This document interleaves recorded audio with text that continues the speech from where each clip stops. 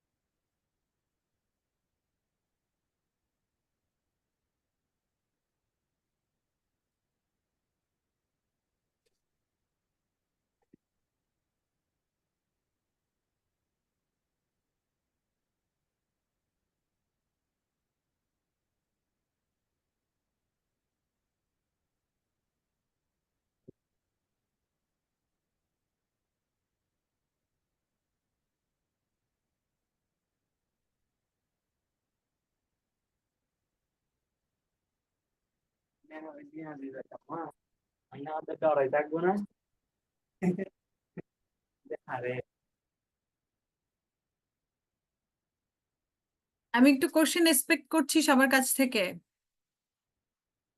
আপনারা কি chapter 1টা go through করেছিলেন লাস্ট ক্লাস হওয়ার পরে, বা ইন দ্য মিন টাইম আর সুযোগ পেয়েছেন? মাজিদুল, ভিডিও অফ করে রাখতে পারেন, নট নেসেসারি ভিডিও অন করতে হবে, ওকে?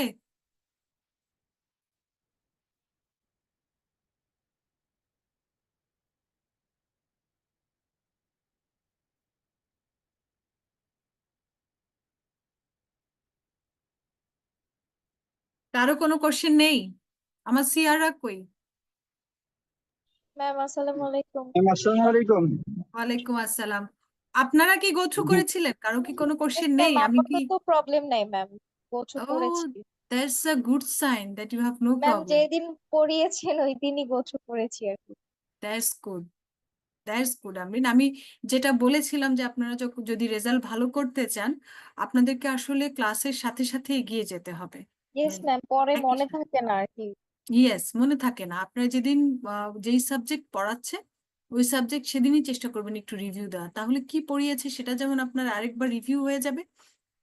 আর তারপর হচ্ছে আর যদি কোনো কোশ্চেন থাকে সেটাও আপনাদের হচ্ছে সলভ হয়ে যাবে, ঠিক আছে? সো এটা একটা গুড মানে ইয়া হবে, অ্যাচিভমেন্ট হবে যদি আপনি দিনের পড়াটা দিনে শেষ করতে পারেন।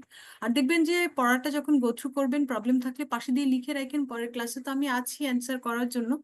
সো অসুবিধা হওয়ার কথা না আর কি। সো আপুর মতো আর কে কে রিভিউ দিয়েছিলেন যেদিন পড়িয়েছিলাম লাস্ট ক্লাস সেদিনই?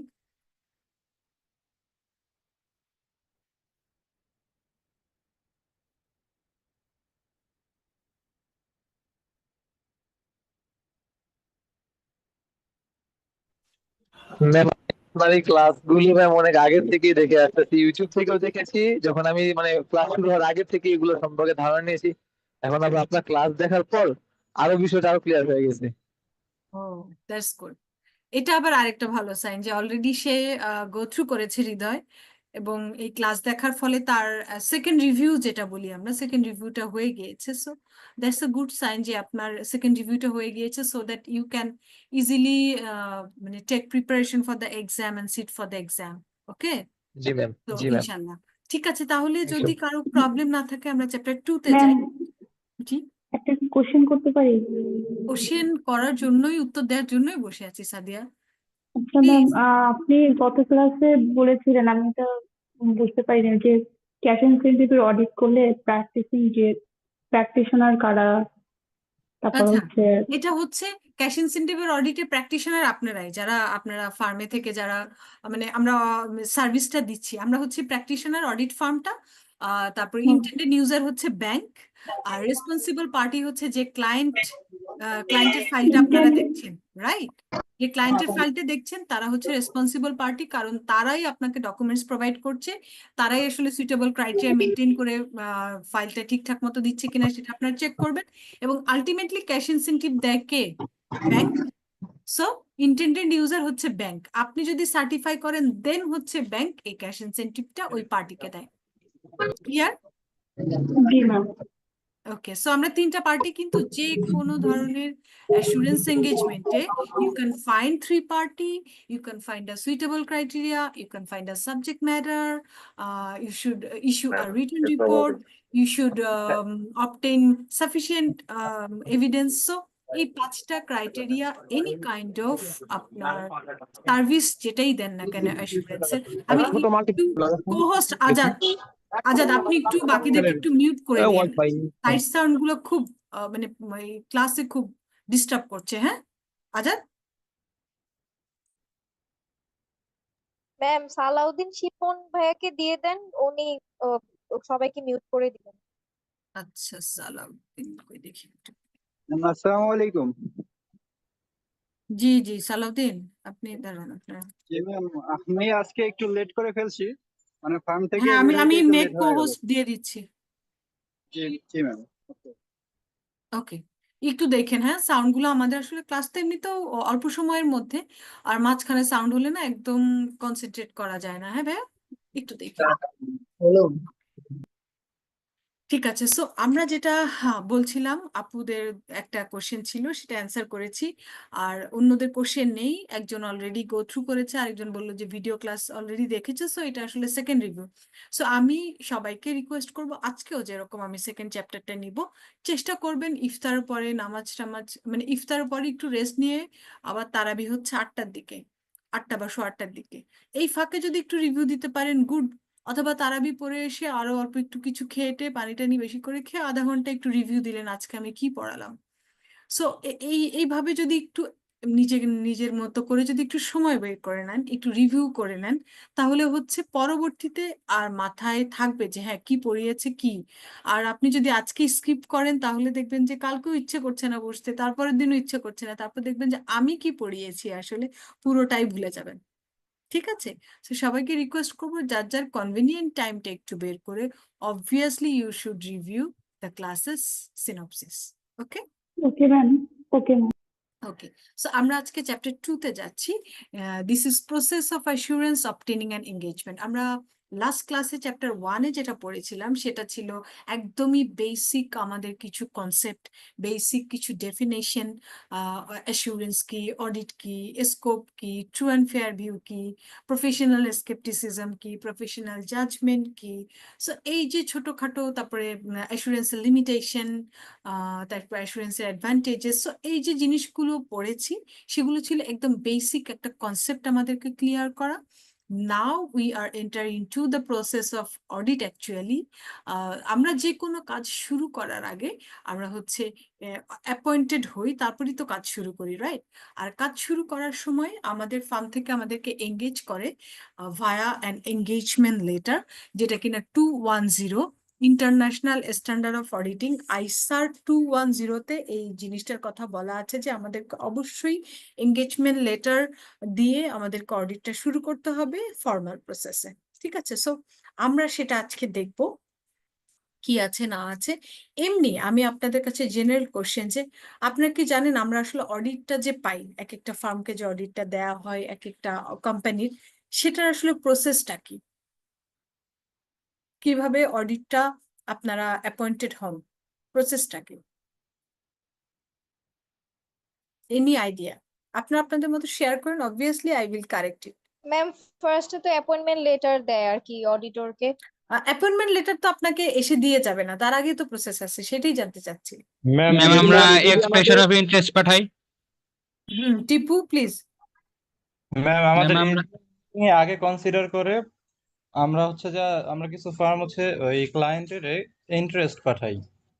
তো এজিএম এ যাওয়ার পরে ওনার হচ্ছে গিয়া সেইটা অ্যাকসেপ্ট করলে পরে ওনারা আমাদেরকে একটা অ্যাকসেপ্টেন্স লেটার দিবে, ওকে, তারপরে কি আমরা এঙ্গেজমেন্ট লেটারটা ওনাদেরকে দেই। ইয়েস। সো এটা একদমই ছোট একটা কমন প্রসেস। তারপর আমি আরেকটু সুন্দর করে বলি, এটা কেউ কেউ প্রপোজাল বলে, কেউ কেউ ইউআই বলে। সো এক একজন এক একটাতে, অর্থাৎ আমি একটা অর্গানাইজেশন, সেফর আমি একটা অর্গানাইজেশন, আমি আমার অর্গানাইজেশন অডিট করাতে চাই। সো আমি এরকম আসলে আমার কোয়ালিটি মেনটেন করে আমার বাজেটের মধ্যে আমি মানে ম্যানেজ করতে পারবো এরকম অর্গানাইজেশন বা অডিট ফার্ম আমি খুঁজি। কারণ অনেক সময় দেখা যায় যে কিছু কিছু অর্গানাইজেশন ছোট, তারা আসলে অনেক ফি অ্যাফোর্ড করতে পারে না, তো তারা দেখা যায় আর চ্যাকনাবিন এদেরকে দিয়ে করাতে পারছে না। বাট তারপরও সবার বাজেট অনুসারে কি ধরনের কোয়ালিটি চাই, সেই কোয়ালিটি অনুসারে তারা কিছু ফার্মকে নক করে যে আপনারা আপনাদের এক্সপ্রেস অফ ইন্টারেস্ট অথবা প্রপোজালটা পাঠান আমাদের অর্গানাইজেশনের অডিট করার জন্য। অর্গানাইজেশনও কিছু ইনফরমেশন দেয় যে কি অডিট ভলিউম কেমন বা কি কিছু ইনফরমেশন, বেসিক ইনফরমেশন গুলো দেয়। সেগুলোর বেসিসে ফার্ম গুলো কোট করে। ওকে, সেই কোটেশনের বেসিসেই হচ্ছে তাদের এজিএম এ এটা ডিসাইড হয় যে কোন অডিট ফার্মটাকে তারা কাজ দিবে, যেটা কিনা তাদের বাজেটের মধ্যে আছে, বা অডিট ফার্মগুলোর প্রোফাইল দেখে তাদের বিভিন্ন যাদেরকে মানে নিয়োগ দিবে বা যারা অডিট করবে সম্ভাব্য এস্টিমেটেড টিমটা দেখে সবকিছু যাচাই বাছাই করেই কিন্তু সিলেক্ট করা হয়, এবং তাদের মাঝ থেকেই অডিটর নিয়োগ করে মানে অ্যাপ্রুভ হয় আগে, তারপর হচ্ছে অ্যাপয়েন্টমেন্ট লেটারটা অডিটরের কাছে যায়। কিন্তু এমনকি কখন শুনেছেন যে অ্যাপয়েন্টমেন্ট লেটার পাওয়ার পরও রিজেক্ট করতে পারে অডিট? জি ম্যাম, শুনেছি। সো এটা একটা ব্যাপার আছে যে আমরা শুধুমাত্র অ্যাপয়েন্টমেন্ট লেটার পাওয়াই যে তাহলে আপনি হয়তো বলতে পারেন যে অ্যাপয়েন্টমেন্ট লেটার তাহলে তুমি এক্সপ্রেস অফ ইন্টারেস্ট দেখালা কেন যদি অডিট নাই করা হয়। আমরা এক একটা অডিট ফার্মে হিউজ পরিমাণ এরকম প্রপোজাল আসে অডিটের জন্য, রাইট? আমরা কি সব সময় একেবারে 100% সব ইনফরমেশন নিয়ে প্রপোজাল দেওয়ার সুযোগ পাই? আমরা বেসিক না কিছু ম্যাম, ইনফরমেশন নিয়ে প্রপোজাল দেই, প্রপোজাল দিলাম, আমি অ্যাপয়েন্টেডও হলাম, বাট অ্যাপয়েন্টেড হওয়ার পরে আরো কিছু চেক অ্যান্ড ব্যাক করতে গিয়ে বা কিছু যে সোর্স অফ ইনফরমেশন কারো কাছ থেকে কিছু জিনিস ইনফরমেশন নিতে গিয়ে আগের বছর অডিটরের সাথে কথা বলতে গিয়ে দেখলাম যে এমন কিছু ব্যাপার আছে যেগুলো আসলে আনঅ্যাভয়েডেবল, বা আমি আমার অডিট ফার্মে এই ধরনের রিস্ক গুলো মিনিমাইজ করে বা এই প্রসেসটাকে অ্যাভয়েড করে আমি অডিট করা আমার জন্য ডিফিকাল্ট হয়ে যাবে। এরকম যদি কোনো সিচুয়েশন হয় after getting the appointment letter, তারপরেও কিন্তু অডিটটা মিট করা যায় বা রিজেক্ট করা যায় বা রিজেকশন লেটার দেয়া যায় যে এই নিউজগুলো আমরা আগে জানতাম না, আমরা এখন যে ইনফরমেশন গুলো পেয়েছি এটার বেসিসে আসলে আমাদের ফার্মের পক্ষে এই অডিটটা করা সম্ভব হচ্ছে না, আপনারা বেটার আরেকজন সেকেন্ড যে অডিটর মানে সেকেন্ড চয়েসে যে ছিল তাকে হয়তো অ্যাপয়েন্ট করেন বা কিছু। তো এটা হয়, খুব যে অহরহ তা না, একটু রেয়ার, বাট এই ধরনের ঘটনা আছে, ঘটে যে অ্যাপয়েন্টমেন্ট লেটার পাওয়ার পরেও অডিটটা করা হয় না ওভাবে। ঠিক আছে, সো আমরা এই যে অ্যাপয়েন্টমেন্ট লেটার পাওয়ার পরেও যে অডিট করা হচ্ছে না, বা অ্যাপয়েন্টমেন্ট লেটার পাওয়া থেকে শুরু করে অডিট শুরু করার মাঝখানে যে কিছু ব্যাপার আছে সেগুলো হচ্ছে চ্যাপ্টার 2-তে আমরা একটু ডিসকাস করব। অ্যাপয়েন্টমেন্ট লেটার তো আমরা আগে পাই, কিন্তু অডিট হচ্ছে যখন মনে করেন 30শে জুন হলে 30শে জুন শেষ হলো অডিটে যাই, অথবা 31শে ডিসেম্বর ব্যাংক বা এনবিএফআই হলে 31শে ডিসেম্বরের পরে যাই। সো অ্যাপয়েন্টেড আগে হয়ে যায়, বাট অডিটটা তো শুরু করি পরে যখন ইয়ারটা শেষ হয়। তো এই যে অডিট শুরু করা এবং অ্যাপয়েন্টমেন্ট লেটার পাওয়ার মাঝখানের যে ব্যাপারটা, সেখানেও আরো অনেক কিছু চেক এন্ড ব্যাক করার ব্যাপার আছে, চেক করার ব্যাপার আছে অ্যাবাউট দ্য ক্লায়েন্ট। সো সেগুলো চেক করে যদি আমার সামটাইমস মনে হয় যে আমার পক্ষে করা সম্ভব, yes we can go with the মানে এই অ্যাপয়েন্টমেন্টটাকে আমরা স্টার্ট করে দিতে পারি উইথ এঙ্গেজমেন্ট লেটার। আর যদি আমার মনে হয় এমন কিছু আছে যেটা দিয়ে আসলে আমি কন্টিনিউ করতে পারছি না, then talk and reject that. Okay, so আমরা আজকে সে ব্যাপারগুলো একটু দেখি, এটা চ্যাপ্টার 2-তে খুব সুন্দর করে এটা বর্ণনা করা আছে। সো ফার্স্টে এঙ্গেজমেন্ট লেটার কে কাকে দেয়, কোনো আইডিয়া? আমাদের সিএ ফার্ম হচ্ছে ক্লায়েন্টকে দেয়। অডিটর ক্লায়েন্টকে দেয় না ম্যাম? অডিটর ক্লায়েন্টকে দেয়, অর্থাৎ আমাদের যে পার্টনার আছেন উনি সাইন করে তার টিমটাকে এঙ্গেজ করছে ক্লায়েন্টে। সো ক্লায়েন্টে এই লেটার দিলে ক্লায়েন্টও সেটা পড়ে কিছু মানে ব্যাপার থাকে সেগুলো অ্যাকসেপ্ট করে দেন হচ্ছে সেও সাইন করে দেয়। তো মিউচুয়াল একটা সাইনিং এর ব্যাপার থাকে, বাট মেইনলি টু হচ্ছে দেয় হচ্ছে যে ক্লায়েন্ট তাকে, আর অ্যাড্রেস করে লাস্টে হচ্ছে আমাদের আমাদের যে ফার্মের পার্টনার থাকে উনি সাইন করে, অর্থাৎ সে তার টিমকে এই অডিটের জন্য এঙ্গেজ করছে। So firm to client. এখন আমরা দেখি engagement letter is a letter send by the auditor to his client at the time of any new audit। এটাকে একটু মার্ক করেছি, একটু আন্ডারলাইন করেছি, এটার কিছু ব্যাপার আছে, ব্যাখ্যা করব। It sets out the terms of the engagement and forms the basis of contract। অর্থাৎ এটা কি ধরনের টার্ম আছে, একটা অডিট শুরু করার জন্য যে টার্ম গুলো আছে সেটা এখানে ব্যাখ্যা করা থাকে, এবং এটার মাধ্যমেই আসলে একটা টিমকে এঙ্গেজ করা হয় অডিট করার জন্য। সো অ্যাপয়েন্টমেন্ট কনসিডারেশন একটা ব্যাপার আছে। অ্যাপয়েন্টমেন্ট কনসিডারেশনটা কি? অ্যাপয়েন্টমেন্ট তো আমি পেয়ে গেলাম, তারপরেও কিছু ব্যাপার আছে যেগুলো আমাকে কনসিডার করতে হয়। ধরেন একটা ব্যাংক অডিট আমি করব, আমি একটা ব্যাংক অডিট পেয়েছি। সো এই ব্যাংক অডিটে নর্মালি যদি সরকারি ব্যাংক হয় 60টা ব্রাঞ্চ অডিট করতে হয়। কয়টা? 60টা। একটা অডিটর না, দুইটা অডিট ফার্ম নিয়োগ দেয়। তো এক একটা অডিট ফার্মের ভাগে 30টা ব্রাঞ্চ পড়ছে, এক একটা ব্রাঞ্চে মিনিমাম 2 থেকে 3% আপনাকে নিয়োগ দিতে হবে। তো 2 থেকে 3 হলে আপনি 30টা ব্রাঞ্চে কত, হয়তো এট এ টাইমে না, বা এট এ টাইমে হয়তো সবগুলো ব্রাঞ্চ একসাথে শুরু করে না, বাট 10টা 11টা 12টা শুরু করে দিতে হয়। মনে করেন আমি 12টাই শুরু করলো এট এ টাইমে, 12 3 12 36। তারপরে হেড অফিসে একটা 8-10 জনের বিশাল টিম বসতে হয়, তার মানে কি এতে ম্যাডামরা দেন 50%। সামনে দিব, ম্যাডাম সুন্দর কম না। ওকে, সো যেটা বলছিলাম যে আমার এট এ টাইমে 50%-এর একটা অ্যারেঞ্জমেন্ট থাকতে হয়, একদম মিনিমাম। একটা ব্যাংক অডিট শুরু করতে এট এ টাইমে 50 স্টুডেন্টের একটা রিকোয়ারমেন্ট থাকে। If you don't have that much student, 500 টাকা দেন ফার্মটা যে কোনো যদি একজন। ছোট হয়, সায়েম প্লিজ। সো আপনার ফার্মটা যদি ছোট হয়, বেশি ডিস্টার্ব করলে সারাদিন আপনি ওয়েটিং রুমে পাঠাই দেন। সো আমাদের যদি ফার্মটা ছোট হয়, আমরা দেখা যায় যে এত স্টুডেন্ট এট এ টাইম থাকে না, আর আপনি এট এ টাইমে এতগুলো স্টুডেন্টকে এক জায়গায় এঙ্গেজ করলে আপনার কি আর কোনো অডিট নাই, আর কোনো কাজ নাই, সেগুলো তাহলে কিভাবে উঠবে? সো আমি অনেক কিছুই আমাকে বিবেচনা করতে হয়। আমি হয়তো অনেক সময় হয় না যে আমার ক্যাপাসিটি ক্যাপাবিলিটি কতটুকু আছে, আমি সেটা যাচাই বাছাই পুরোপুরি না করেই কিন্তু মানে অ্যাপয়েন্টমেন্টের জন্য আমি মানে ইউআই পাঠিয়ে দিয়েছি। ঠিক আছে, আমি হয়তো সবকিছু কনসিডার করিও না, বাট ইউআই পাঠিয়ে দেওয়ার পর অ্যাপয়েন্টেড হওয়ার পর আমি চিন্তা করলাম, আমি তো ভাবি নাই যে আমি পাবো, হয়তো আমার বাজেট বা সবকিছু মিলিয়ে ওই ক্লায়েন্টের পছন্দ হয়েছে, বাট এখন আমি চিন্তা করতে বসলাম আসলে এই অডিটটা করার জন্য আমার প্রফেশনালি কোয়ালিফাইড লোকজন আছে কিনা। আপনারা তো জানেন যদি ব্যাংক অডিট করতে হয়, ব্যাংক অডিটটা একটু ডিফারেন্ট টাইপের অডিট অন্যান্য অডিটের চাইতে। সো সিনিয়র যারা থাকে তাদের যদি ব্যাংক অডিট করার এক্সপিরিয়েন্স আছে আগে না থাকে, রিস্ক গুলো কি ধরতে পারবে তারা ব্যাংকের? নো না ম্যাম। ম্যাম প্রবলেম গুলো কি আইডেন্টিফাই করতে পারবে? ব্যাংকের প্রবলেম মানে ব্যাংক অডিটের রিস্ক এরিয়া, কাজের ধরন একটু ডিফারেন্ট অন্যদের চাইতে। এখানে যদি আগে কাজ করা কেউ যদি এখানে সিনিয়র হিসেবে না থাকে, মানে যারা গাইড করবে ওই লেভেলে যদি এমন কেউ না থাকে যে আগে কখনোই ব্যাংক অডিট করে নাই, একেবারে মনে করেন যে অবস্থা খারাপ, ওই অডিট ঠিক মতো উঠবেই না।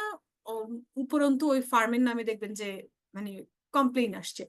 সো প্রফেশনালি কোয়ালিফাইড আছে কিনা আমার টিমে যারা কিনা এটাকে সুপারভাইজ করবে, আমার যে রিসোর্স আছে স্টুডেন্ট রিসোর্স আছে সেটা কি এডুকেট কিনা এই অডিটটা করার জন্য, পর্যাপ্ত পরিমাণ স্টুডেন্ট আছে কিনা, যেটা বললাম একটা টাইমে 50 স্টুডেন্টের দরকার হচ্ছে আমার হয়তো।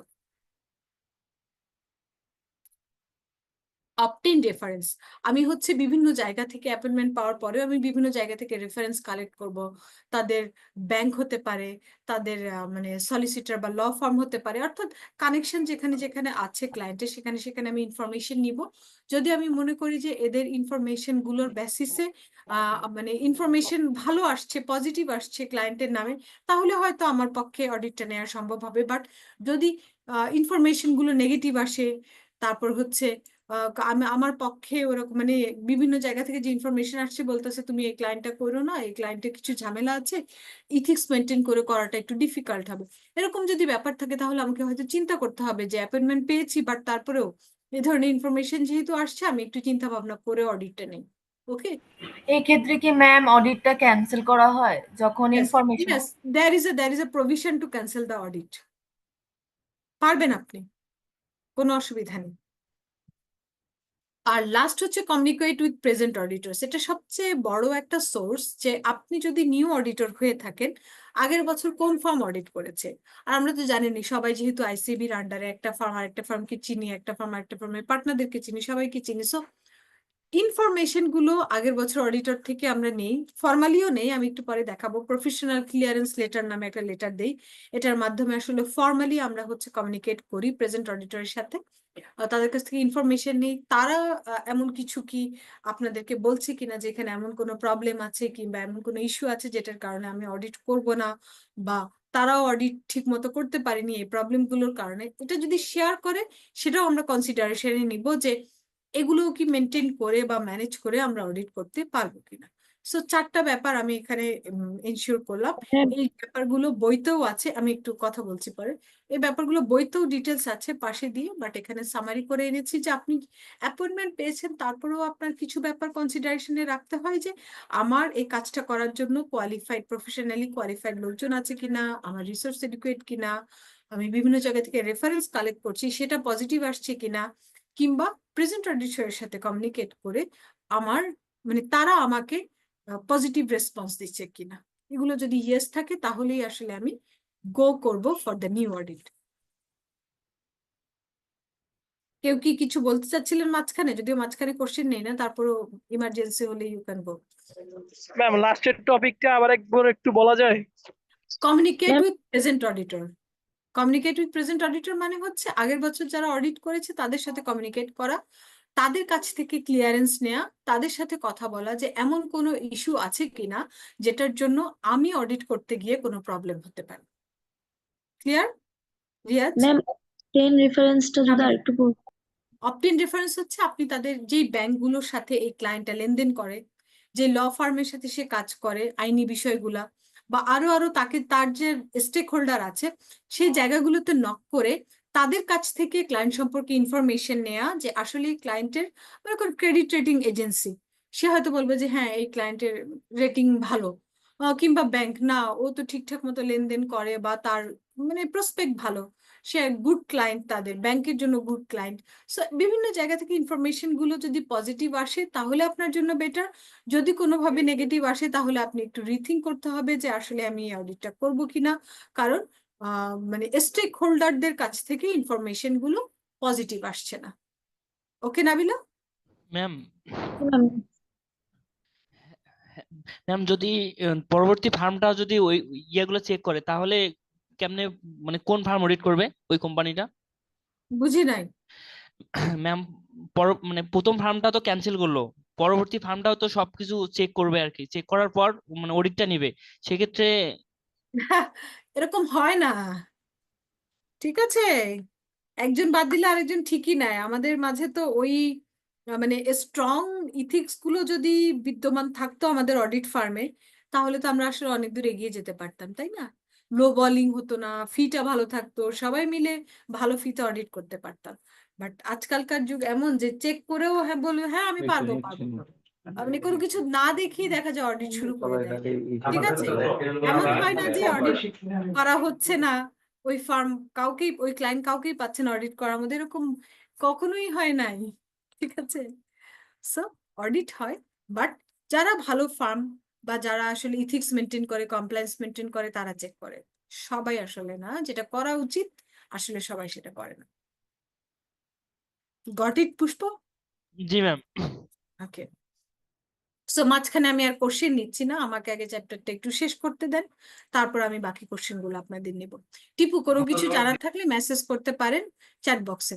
আমি এখন যেটা ডিসকাস করবো that is risk factor consideration, অর্থাৎ আমরা অডিট যে করতে যাব, আমরা তো অ্যাপয়েন্টমেন্ট পেয়েছি, বাট ওই ক্লায়েন্ট সম্পর্কে আমি এখন জানছি, ওই ক্লায়েন্ট সম্পর্কে বিভিন্ন ইনফরমেশন নিচ্ছি, আমি একটু জানার চেষ্টা করছি। সো ওই ক্লায়েন্ট সম্পর্কে যদি জানতে চাই, তাহলে আমাকে কিছু রিস্ক ফ্যাক্টর আছে ওই ক্লায়েন্টের, সেগুলো সম্পর্কে একটু জানতে হবে। সেই রিস্ক গুলো কতটুকু আমার ক্লায়েন্টের মানে ফাইন্যান্সিয়াল স্টেটমেন্টে ইম্প্যাক্ট ফেলবে, সেটাও আমাদেরকে একটু ঠিকঠাক মতো জানতে হবে, ঠিক আছে?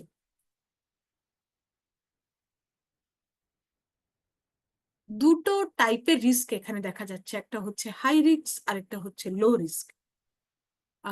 প্রথমেই দেখেন পুয়ার রিসেন্ট ফরকাস্ট পারফরমেন্স।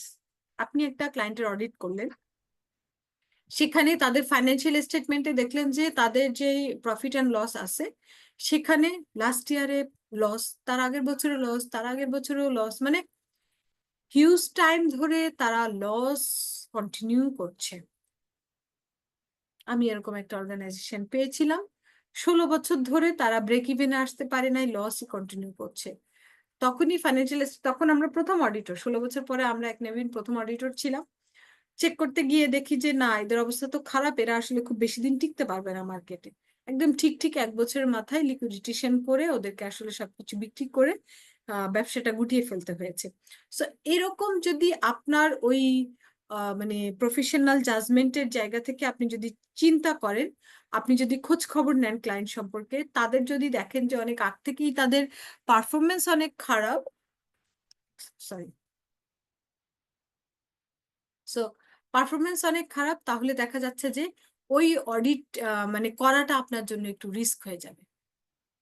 ওকে, অর্থাৎ আপনি একটু হাই রিস্কে পড়বেন ওই অডিট করার ক্ষেত্রে, কারণ তার এত বছর ধরে কেন সে প্রফিটে আসতে পারছে না, কি প্রবলেম, সেটা আপনাকে অবশ্যই আইডেন্টিফাই করতে হবে আপনার অডিটে। সো আপনি যদি ঠিকমতো আইডেন্টিফাই করতে না পারেন, কোনো একটা যদি মেজর মিস্টেক রয়ে যায়, তাহলে দেখা যাবে যে এটা নিয়ে আরো মানে ঝামেলা হতে পারে পরবর্তীতে। সো কোনো ক্লায়েন্টের অ্যাপয়েন্টমেন্ট পাওয়ার পরে আপনি যদি ইনফরমেশন নিয়ে দেখেন তার এ ধরনের পারফরমেন্স অনেক আগ থেকেই তার নেগেটিভ পারফরমেন্স বা লসে আছে, তাহলে অবশ্যই ওই ক্লায়েন্টটা আপনার জন্য একটা high risk client. Clear? Lack of finance. Lack of finance কি? আপনি যে কোনো ফাইন্যান্সিয়াল স্টেটমেন্ট ক্লায়েন্টের দেখলে দেখবেন লোন আছে, long term loan, short term loan, isn't it, আছে কিনা লোন? লোন কিন্তু একটা গুড সাইন। গুড সাইন কোন অর্থে? ব্যাংক আপনাকে লোন দেয় তখনই যদি আপনার কাগজপত্র সব ওকে থাকে, ইজেন্ট ইট? তাই না?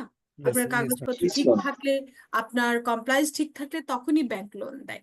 আর যদি দেখেন ব্যাংকের লোন দিচ্ছে না, তারা নিজেদের ক্যাপিটাল নিয়ে কাজ করছে বা হিমশিমও খাচ্ছে কিন্তু ব্যাংকের লোন পাচ্ছে না, that's a high risk point.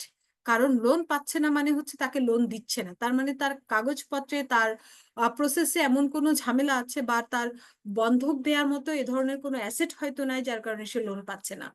So তাকে যখন অডিট করতে যাবেন, এই পয়েন্টটা আপনার জন্য একটা হাই রিস্ক পয়েন্ট কিনা বলেন? আপনাকে তখন কারণ খুঁজতে হবে সে আসলে কেন ব্যাংক তাকে লোন দেয় নাই, সে কি লোন অ্যাপ্রোচ করেছিল কিনা, কি প্রবলেমের কারণে সে লোন পায় নাই, কোথায় তার কি প্রবলেম আছে, ঠিক আছে? সিস্টেমে প্রবলেম নাকি তার কমপ্লায়েন্সের কোনো জায়গায় অসুবিধা আছে? সো এগুলো আমাদেরকে অডিটে দেখতে হবে।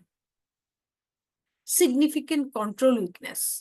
কোন একটা অর্গানাইজেশন অডিট করবেন, তার আগেই যদি খোঁজ খবর নিয়ে দেখেন এদের কন্ট্রোল সিস্টেমের অবস্থা মারাত্মক খারাপ, that is a high risk point for you obviously. কিভাবে? কারণ কন্ট্রোল উইক মানে হচ্ছে সেই উইকনেস থেকে যেটাই আপনার প্রডিউস হোক না কেন, যে ইনফরমেশনই আপনার বের হোক না কেন, অবশ্যই সেটাতে প্রবলেম থাকবে, রাইট? সো ল্যাক মানে সিগনিফিকেন্ট কন্ট্রোল উইকনেস থাকলে সেটা একটা অডিটরের জন্য risky point. Clear? Fourth number হচ্ছে lack of finance director. Lack of finance director মানে হচ্ছে কি, যে আমি একটা অর্গানাইজেশনে যখন অডিট করছি, ডেফিনেটলি ওই অর্গানাইজেশনে আপনার হচ্ছে একটা সেট আপ থাকবে, একটা গুড মানে ফাইন্যান্স টিম থাকবে, সেই ফাইন্যান্স টিমটা হচ্ছে ভালো মানে কাজ করবে, এবং সেই ফাইন্যান্স টিমটা নলেজেবল হবে এবং সাউন্ড হবে।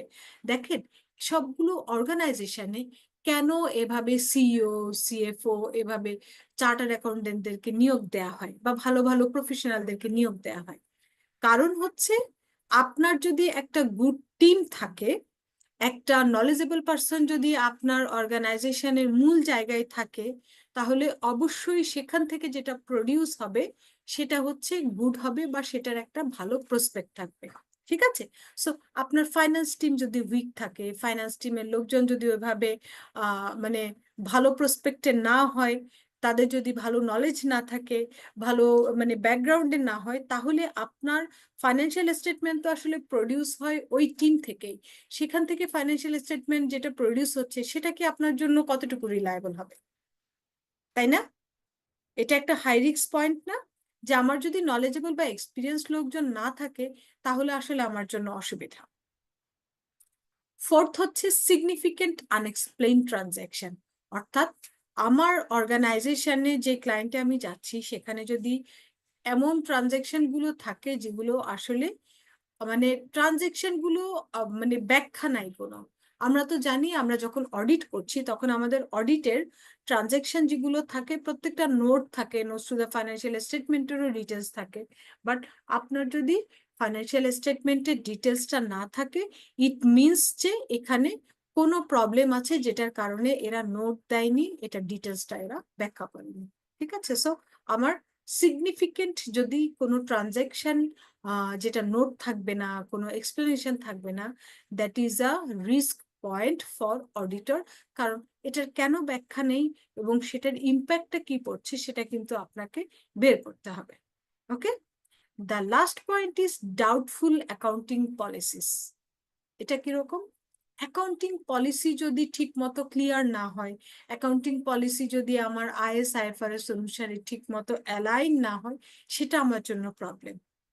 ওকে, এই অ্যাকাউন্টিং পলিসি আসলে যে কোনো অর্গানাইজেশনের জন্য, যে কোনো অডিটরের জন্য একটা প্রবলেম। কারণ অ্যাকাউন্টিং পলিসি এই গ্যাপগুলোর কারণে ফাইন্যান্সিয়াল স্টেটমেন্টে এটার একটা ইম্প্যাক্ট পড়বে, নন কমপ্লায়েন্ট কিছু ব্যাপার দেখা যাবে, এবং সেগুলোর জন্য কিন্তু একটা আমার অডিটরকে এটা খুঁজে বের করতে হবে এবং এটার রিজনটা খুঁজে বের করতে হবে কেন অ্যাকাউন্টিং পলিসি আইএস আইএফআরএস এর সাথে অ্যালাইন না, এটা নিজের মতো করে রেডি করা হয়েছে কোম্পানির পারপাসে, এবং সেটার কারণে কি ইম্প্যাক্ট পড়ছে অর্গানাইজেশনে।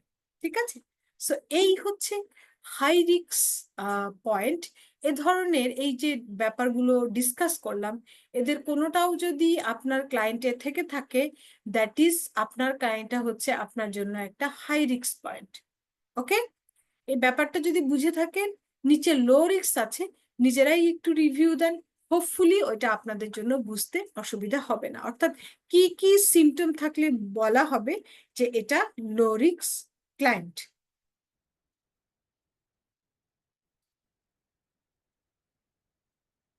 একটু নিজেরাই একটু দেখেন।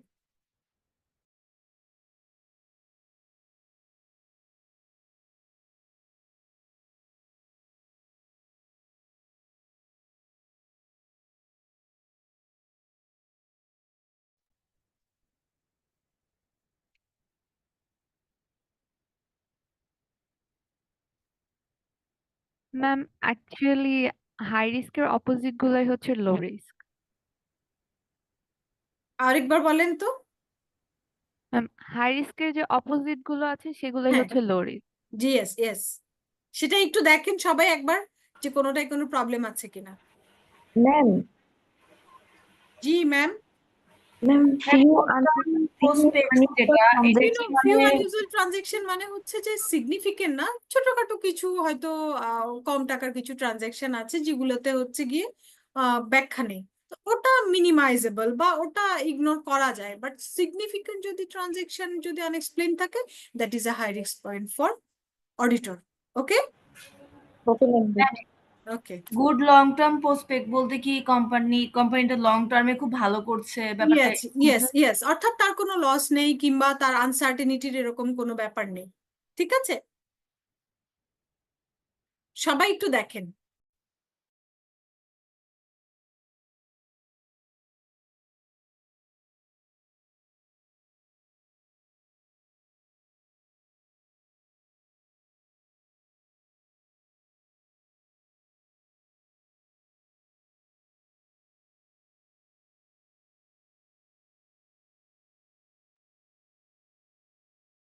একটু দেখেন আর কারো কোনো কোশ্চেন আছে কিনা।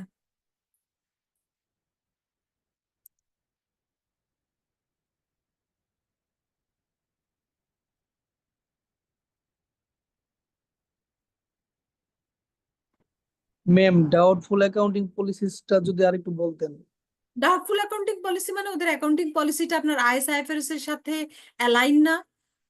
তারা নিজেদের মতো করে বানিয়েছে, নিজেদের মতো মানে নিজেদের সুবিধা বা নিজের অর্গানাইজেশনের সুবিধা যাতে হয় সেরকম ভাবে পলিসি। বাট অ্যাকাউন্টিং পলিসিটা কি হওয়া উচিত? আমার অর্গানাইজেশন মানে আইএসআইএফআরএস মেনটেন করছে এরকম ভাবে হওয়া উচিত না? Yes ma'am. ওইটা আর কি doubtful accounting policy. Thank you ma'am.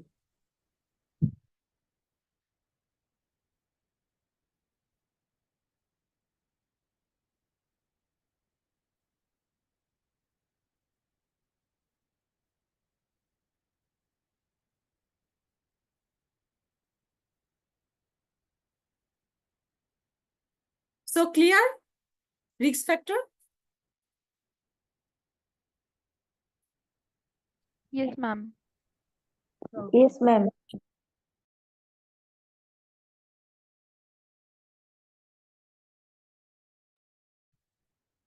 এটা হচ্ছে sources of information about new client.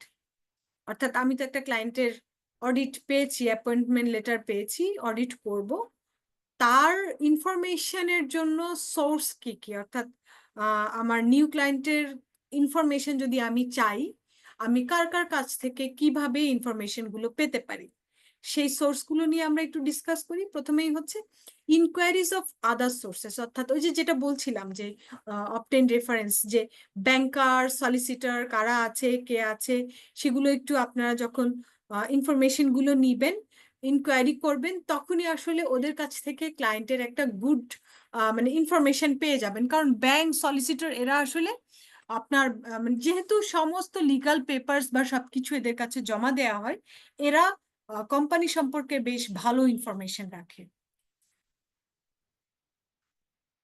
So আপনি যখন এগুলো খুঁজবেন বা আপনি যখন ইনফরমেশন গুলো চাইবেন ব্যাংকারের কাছে বা সলিসিটরের কাছে, আপনি একটা গুড ইনফরমেশন পাবেন এবং সেখান থেকে আপনি ক্লায়েন্ট সম্পর্কে আপনি ডিসিশন নিতে পারবেন বা ক্লায়েন্ট সম্পর্কে আপনার জানা মানে অনেক যেটাই জানতে চান মোটামুটি ইনফরমেশন গুলো পাওয়া যাবে। তবে এমনিতে ব্যাংক অথবা সলিসিটর ইনফরমেশন দিবে না।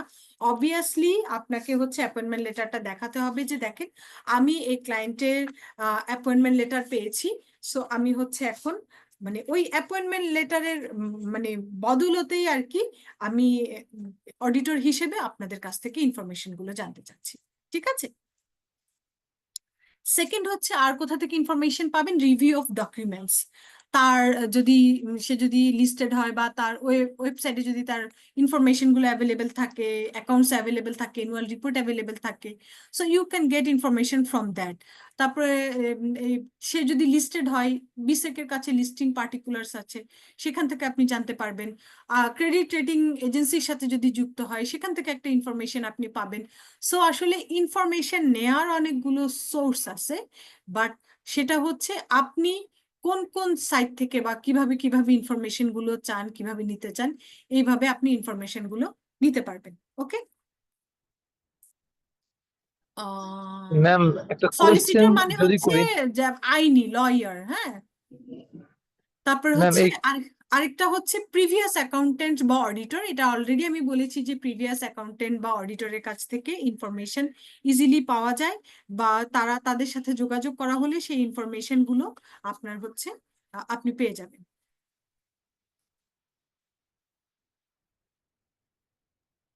ওকে? হ্যালো ম্যাম, একটা হ্যাঁ হ্যাঁ, কোয়েশ্চেন করতে চাচ্ছি, সরি ফর ইন্টারাপশন।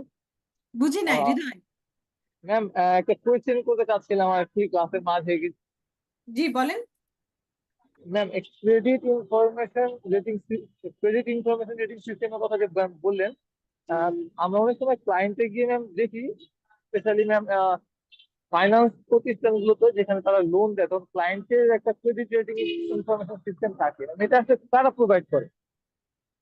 আমি আপনার কথা ক্লিয়ার বোঝা যাচ্ছে না, আরেকবার। ম্যাম এই ক্রেডিট রেটিং ইনফরমেশন সিস্টেম হুম হুম এটা আসলে তারা প্রোভাইড করে। ক্রেডিট রেটিং এজেন্সি আছে বাংলাদেশে অনেকগুলো। হ্যাঁ, ম্যাম রিনাউন্ড কিছু ক্রেডিট রেটিং এজেন্সি আছে, তারা আপনার ইনফরমেশন গুলো নেয়, তারা আপনার মানে প্রসপেক্ট লোন এগুলো সব যাচাই বাছাই করে যে আপনি আসলে কেমন পেমেন্টের দিক থেকে কেমন, ব্যাংকের সাথে কথা বলে। সো এইসব অনেক কিছু বিবেচনা করে তাদের কিছু ক্রাইটেরিয়া আছে, সেগুলো ফিল আপ করলেই আসলে তখন আপনাকে রেটিং দেওয়া হয় যে আপনি কতটুকু আপনার প্রসপেক্ট, মানে আপনি এতদিন পর্যন্ত কিভাবে হ্যান্ডেল করেছেন সেটার বেসিসে এ প্লাস প্লাস না এ প্লাস বি সি এরকম ভাবে রেটিং দেয়। ঠিক আছে? এই এটা কি ম্যাম প্রতিষ্ঠান কি ম্যাম এজেন্সির কাছে যায় নাকি ওই পার্টিকুলার কোনো না, ব্যক্তি? এজেন্সির কাছে যায় প্রতিষ্ঠান, কারণ তার কিছু জায়গায় ম্যাম এটা রেটিং কি এর সিএ দরকার হয়। ফার্মের মতো ম্যাম? এটা কিছুটা সিএ হ্যাঁ হ্যাঁ ফার্মের হ্যাঁ মতো না? জি জি জি ওকে, ঠিক আছে, আমরা আর এই জায়গায় আর কোশ্চেন আর একটু পরে নেই, শেষ করি এটা। প্রিভিয়াস অ্যাকাউন্টেন্ট বা অডিটর, এটা অলরেডি বলেছি যে সোর্সেস অফ ইনফরমেশন যদি নিউ ক্লায়েন্টের আমরা প্রিভিয়াস অ্যাকাউন্টেন্ট বা অডিটরের কাছ থেকে পেয়ে থাকি। আর লাস্টলি হচ্ছে review of rules and standard, specific laws and standard that relate to industry, অর্থাৎ সে যে ইন্ডাস্ট্রিতে আছে সেই ইন্ডাস্ট্রির যে রুলস রেগুলেশন গুলো সে মেনটেন করে, সে আসলে মেনটেন করছে কিনা, সেই ইন্ডাস্ট্রির অন্যান্য কাছ মানে ইনফরমেশন গুলো ইন্ডাস্ট্রির অন্যান্যদের কাছ থেকেও পাওয়া যায়। আবার দেখেন যেমন এনজিওবির কাছে আপনি ইনফরমেশন গুলো পাবেন, আপনি যদি ব্যাংক হয় বাংলাদেশ ব্যাংকের কাছে তার ইনফরমেশন গুলো অ্যাভেলেবেল থাকতে পারে। তারপর আপনি হচ্ছে ম্যানুফ্যাকচারিং হলে আপনার হচ্ছে বিজিএমইর সাথে যদি আপনার ওই ওই লেনদেনগুলো বা ওখানে রিপোর্ট করতে হয়, সো তার কাছ থেকে ইনফরমেশন গুলো পাবেন। সো এই ধরনের যার সাথে লিঙ্ক আপ সেই জায়গাগুলোতে নক করা হলে অবশ্যই আপনার অ্যাপয়েন্টমেন্ট লেটার দেখালে আপনি ক্লায়েন্ট সম্পর্কে ইনফরমেশন গুলো ইজিলি পেয়ে যাবেন। ঠিক আছে?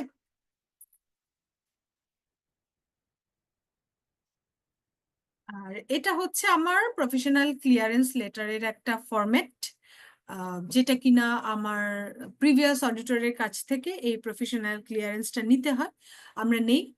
তো সেটার ফরম্যাট এরকম, একটু পরে দেখেন যে আপনাদের কাছে ছোট জিনিসটা ছোট, বাট এটা থেকেই আসলে আগের বছর অডিটর যে থাকে সে আপনাদের কে ইনফর্ম করে যে এমন কোনো ইস্যু আছে কিনা যেটাতে তুমি আসলে অডিট করতে পারবা কি পারবা না। ঠিক আছে, একটু দেখেন।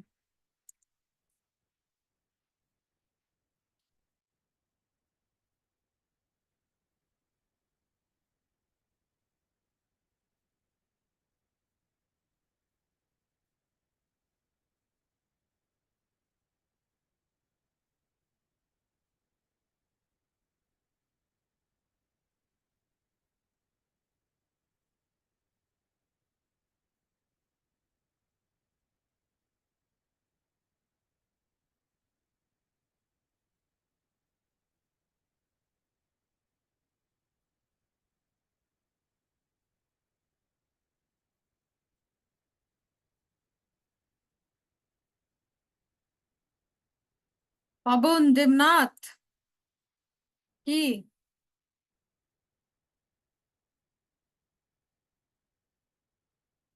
ওকে, সো আমরা কি একটু পড়ছি যে লেটার যেটা আমরা যখনই আপনি অ্যাপয়েন্টমেন্ট লেটার পাবেন, আপনি এ ধরনের একটা প্রফেশনাল ক্লিয়ারেন্স লেটার দিবেন আগের বছরের অডিটরকে, সে আপনাকে কনফার্ম করবে কোনো ইথিক্যাল ইস্যু আছে কিনা বা আপনি কাজ করতে পারেন কি না পারেন এই ব্যাপারে কোনো গাইডেন্স আছে কিনা।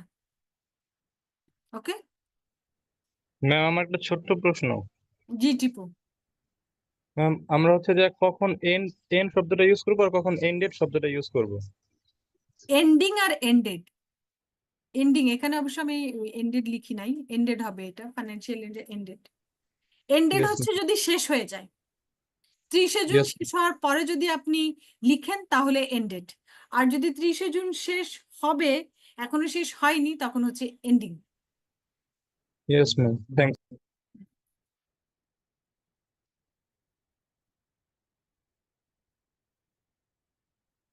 ওকে, সো প্রফেশনাল ক্লিয়ারেন্স লেটারের একটা ফরম্যাট দেখেছেন, কোনো কিছু জানার আছে?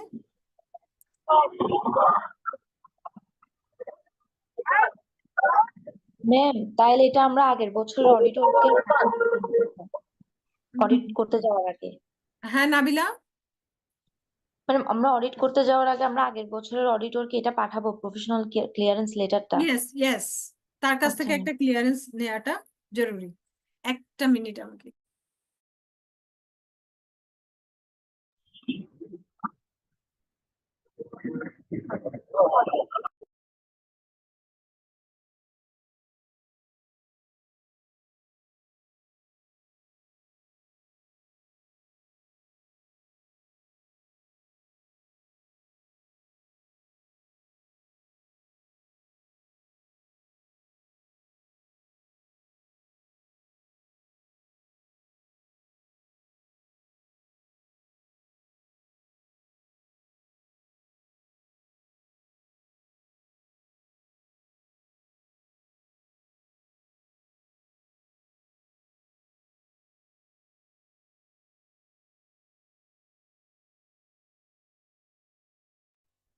সরি। ওকে, সো আমরা প্রফেশনাল ক্লিয়ারেন্স লেটারটা দেখলাম। এখন হচ্ছে আরো কিছু ব্যাপার আমরা একটু ডিসকাস করব, যে কমিউনিকেট উইথ প্রেজেন্ট অডিটরস। হ্যাঁ, সো আর কি কি ব্যাপার আছে যেগুলো নিয়ে আমার আসলে কমিউনিকেট করতে হবে প্রেজেন্ট অডিটরের সাথে? প্রেজেন্ট অডিটর বলতে যে আমি তো এখন নিউ অডিট অ্যাপয়েন্টমেন্ট পেয়েছি, বাট আগের বছরের যে অডিটর আছে তাকে আসলে প্রেজেন্ট অডিটর বলা হচ্ছে, কারণ সে তো আসলে আমার অ্যাপয়েন্টমেন্ট এবং তার রেজিগনেশন একসাথেই আসলে হয়।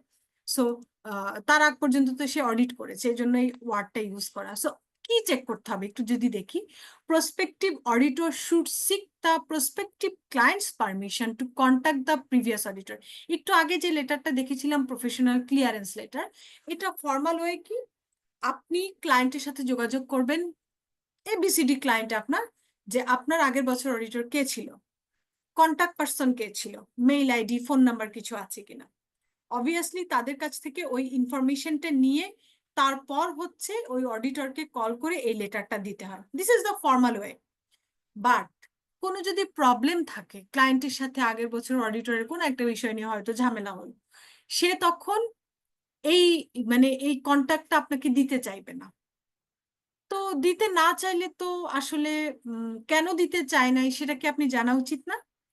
যে নিশ্চয়ই কোনো প্রবলেম আছে, আদারওয়াইজ আগের বছর অডিটর ইনফরমেশন দিতে ক্লায়েন্টের প্রবলেমটা কোথায়? অবশ্যই কিছু আছে। সো এটা একটু আপনি অডিটর হিসেবে, আপনি যেহেতু নিউ অ্যাপয়েন্টেড হয়েছেন, নিউ অ্যাপয়েন্টেড অডিটর হিসেবে আপনাকে একটু থিঙ্ক করতে হবে যে হোয়াট ইজ দ্য প্রবলেম বা what is the issue not sharing the information. সেটা যদি না শেয়ার করে থাকে অবশ্যই সেটাকে যাচাই করবেন যে কেন শেয়ার করছে না বা কি প্রবলেম আছে। আর এটা শেয়ার করা যদি না করে, আরেকটা ওয়ে তো আছে, সেটা হচ্ছে আইসিএবির আন্ডারে তো আমরা আসলে সব অডিটরকে সবাই চিনি। সো আসলে আপনাকে সোজাসুজি আপনি হয়তো ভাত খাওয়ার দরকার ছিল, বাট যেহেতু ক্লায়েন্ট কোঅপারেট করছে না, আপনি ঘুরিয়ে খাবেন, আপনি তো চিনেনি। অবশ্য আমাদের আইসিবির এখানে ওয়েবসাইটে সব ফার্মের অ্যাড্রেস, পার্টনারদের নাম, ফোন নাম্বার অনেক কিছুই দেয়া থাকে। So you can call from that directly and solve the issue and issue the professional clearance letter. এবং এটাও হয়তো বলতে পারবেন যে ক্লায়েন্ট আপনাদের কিন্তু ইনফরমেশন দিতে চায়নি, কোনো এমন কোনো ব্যাপার আছে কিনা আপনি এই লেটারের মাধ্যমেও আমাদেরকে জানাতে পারেন। ওকে, সো এটাই এখানে বলা হয়েছে। একটু নিজেরা পড়ে দেখেন, আমি আগে নিজের মতো করে বললাম so that you can grab it easily. এখন নিজেরা একটু পড়ে দেখেন যে আমি যে কথাটা বলেছি এটা এখানে আপনারা বুঝতে পারছেন কিনা।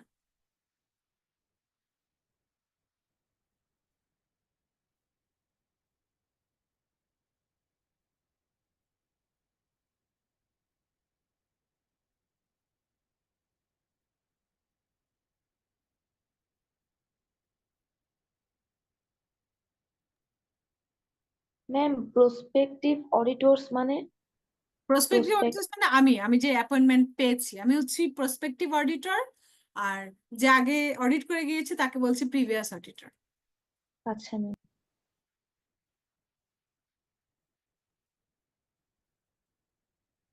ম্যাম, প্রফেশনাল ক্লিয়ারেন্স যদি চাওয়া হয় আর ওনারা যদি মেইলে রিপ্লাই না দেয় তখন?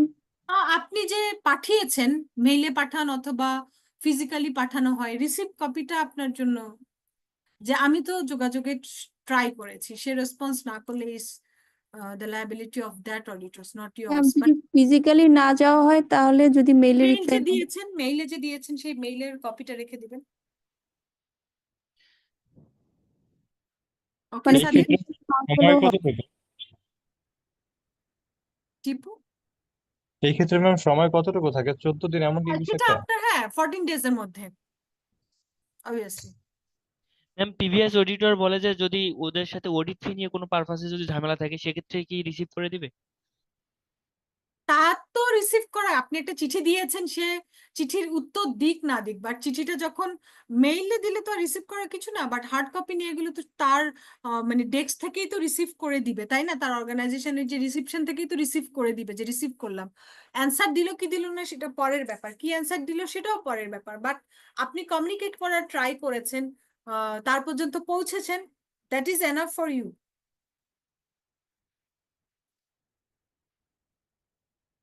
ওকে, সো এটা ক্লিয়ার। এখন আসি অ্যাকসেপ্টিং অ্যাপয়েন্টমেন্ট।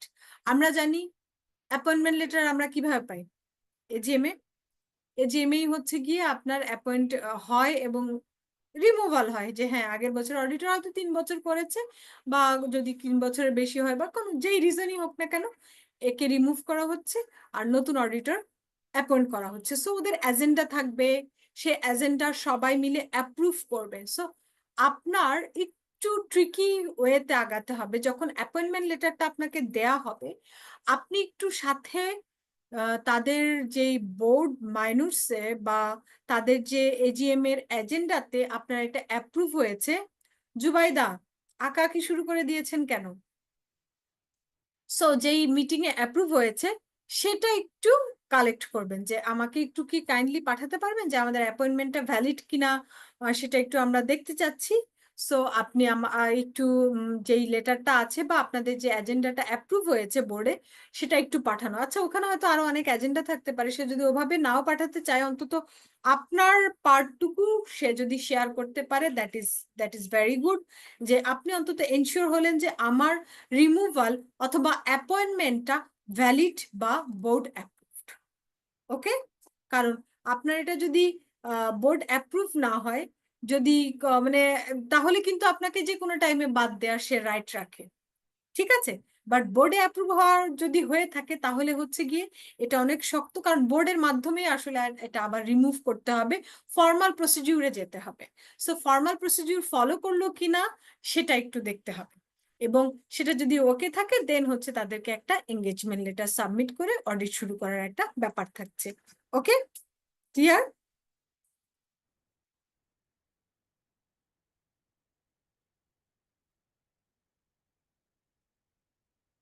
আরেকটা ব্যাপার হচ্ছে, ওকে, আপনি তো প্রফেশনাল ক্লিয়ারেন্সের জন্য লাস্ট ইয়ার অডিটরকে পাঠালেন। লাস্ট ইয়ার অডিটর বলল কি যে আমি তো তার কাছে এখনো টাকা পাই, সে তো আমাকে টাকা দেয়নি। সো হচ্ছে গিয়ে আপনারা এই অডিটটা নিবেন কিনা আপনারা ভেবে দেখেন। Okay, fee is a big issue, কারণ হচ্ছে আমরা তো ফি এর জন্যই কাজ করি। আপনি একটু চিন্তা করে দেখেন তো, একনাবিন, একাশেম, হুদাবাসী বা আরআরএইচ বা আরো যে বিগ ফার্ম গুলো আছে, তারা তো হিউজ অডিট করে। তারা কোনো একটা ক্লায়েন্টে যদি 1-2 লাখ টাকা যদি পেতে দেরি হয়, 2-4 মাস, 5 মাস, 6 মাস যদি দেরি হয়, তাদের কিন্তু ওভারঅল টার্নওভারে কোনো ইম্প্যাক্ট পড়বে না তেমন, তাই না? কারণ তাদের ফ্লো অনেক, অন্যান্য ক্লায়েন্ট থেকেও অনেক ফ্লো হচ্ছে, যার কারণে কোনো একটা নির্দিষ্ট ক্লায়েন্টে যদি 2 লাখ 4 লাখ টাকা আটকে থাকে 4 মাস 6 মাস, ওদের ওভারঅল টার্নওভারের পার্সেন্টেজ অনুসারে সেটা খুব একটা ইম্প্যাক্ট ফেলে না। বাট ছোট অডিট ফার্ম গুলো যারা বা প্রোপাইটার অডিট ফার্ম গুলো যারা, তারা যদি এরকম 2-4 লাখ টাকার একটা অডিট ফি আটকে যায়, তাদের জন্য কিন্তু প্রবলেম, কারণ তারা হয়তো ওই টার্নওভারটার উপরেই স্যালারি, ফিক্সড কস্ট, আদার্স জিনিসগুলোকে প্ল্যান করে রেখেছে, যেটা কিনা হোল্ড হয়ে যাবে লং টাইমের জন্য। সো আপনি যদি প্রসপেক্টিভ অডিটর হন, আপনি আগে চিন্তা করবেন এই ফিটা যদি আমারও এরকম দেরি হয়, আমার ওভারঅল টার্নওভারে সেটার ইম্প্যাক্টটা কেমন। যদি আমি মনে করি যে না, আগের বছর অডিটরের সাথে এরকম করেছে, এখনো যদি এরকম করে, এই মানে আমাকেও যদি ফি এরকম দিতে দেরি করে, আমার তো তাহলে ফিক্সড কস্টগুলো আমি মেনটেন করতে পারবো না, আমার জন্য প্রবলেম হয়ে যাবে। সো আপনি চিন্তা করবেন আপনি আসলে অডিটটা নিবেন কি নিবেন না। বাট বড় ফার্মগুলো দেখা যাচ্ছে যে তাদের এ ধরনের কোনো প্রবলেম হয় না। তারা হচ্ছে গিয়ে একটু দেরি হইলেও তো ফি তো পায়, সো তারা অডিটটা অ্যাকসেপ্ট করে। সো ইটস ডিপেন্ড যে আসলে কার কিরকম সিচুয়েশন কে কিভাবে দেখছে। ওকে, সো লাস্ট যেটা, মনে করেন যে আপনি প্রফেশনাল ক্লিয়ারেন্সের জন্য আগের বছর অডিটরকে পাঠালেন, এবং আগের বছর অডিটরের কাছে সে ফি না দেওয়ার কারণে বা অন্য কোনো ইস্যুতে কোম্পানির কিছু ইনফরমেশন বা ডকুমেন্টস গুলো সে আটকে রেখেছে, যে তুমি যদি ফি না দাও তোমার এইসব লিগাল ডকুমেন্টস গুলো আমি দিব না। হ্যাঁ, সো ওই লিগাল ডকুমেন্টস গুলো দেখবেন আবার আপনি যে অডিট করছেন সেই টাইমেও কাজে লাগছে, মানে কাজে লাগবে এটা। সো এই লিগাল ডকুমেন্টস গুলো যদি আগের বছর অডিটরের কাছে আটকে থাকে, আপনি আপনার ক্লায়েন্টের সাথে যোগাযোগ করবেন যে যতক্ষণ পর্যন্ত ওই ডকুমেন্টস গুলো আপনি ওদেরকে ফি ক্লিয়ার করে না আনেন ততক্ষণ পর্যন্ত আমি অডিট শুরু করতে পারবো না, কারণ এই লিগাল ডকুমেন্টস গুলো আপনার অর্গানাইজেশনে থাকা উচিত এবং সেটার কপি আমরা আমাদের অডিট পারপাজে কালেক্ট করব। ওকে, সো এরকম কিছু ব্যাপার অনেক সময় থাকতে পারে।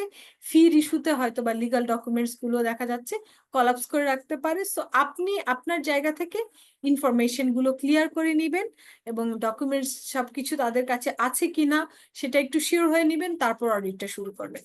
ওকে, সো এই গেল আসলে অ্যাপয়েন্টমেন্ট লেটার পাওয়া এবং অডিট শুরু করার বা এঙ্গেজমেন্ট লেটার দেওয়ার আগ পর্যন্ত মাঝখানের কিছু কারেসপন্ডেন্স, মাঝখানের কিছু ইনফরমেশন, কিছু ফর্মালিটিস যেগুলো কিনা একটু চেক করতে হয়।